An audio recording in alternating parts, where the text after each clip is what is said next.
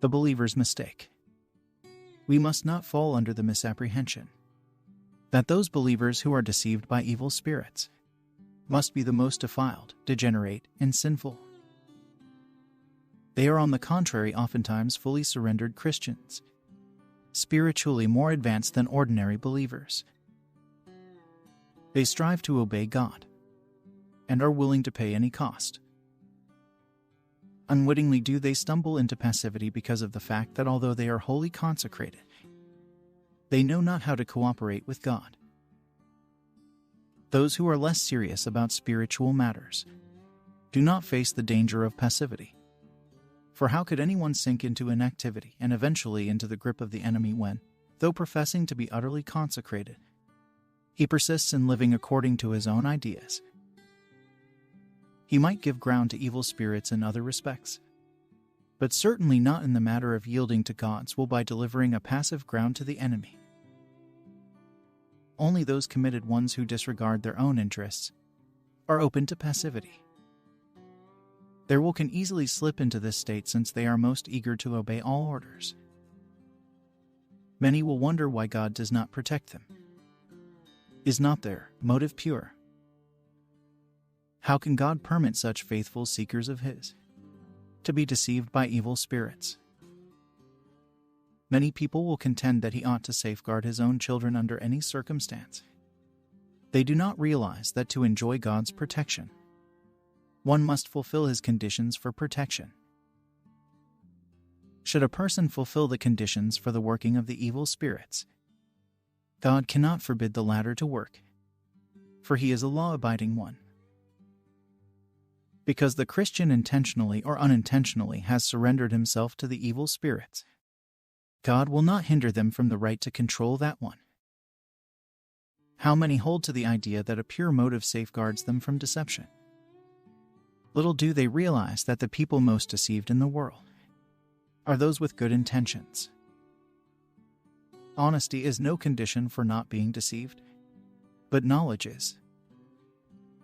Should the believer neglect the teaching of the Bible, failing to watch and pray even though trusting his pure motive to keep him from deception, he shall be deceived. How can he expect God to protect him when he is providing the prerequisites for the working of evil spirits? Countless saints consider themselves beyond deception because they have had frequent spiritual experiences. This very element of self-confidence betrays the deception they are in already. Unless they are humble enough to acknowledge the possibility of being deceived, they shall be deceived perpetually. Deception is neither a matter of life nor of intention, but one of knowledge. It is difficult for the Holy Spirit to point out the truth to that person who has absorbed too many idealistic teachings in the early stages of his Christian experience. Equally hard is it for others to supply him with necessary light if he already has developed a prejudiced interpretation of the Scriptures. The danger of such false security is to give opportunity for the evil spirits to work or to continue to work. We saw earlier how ignorance is the cause of passivity, and passivity the cause of entrenchment. The latter condition would never occur if a Christian had the right knowledge.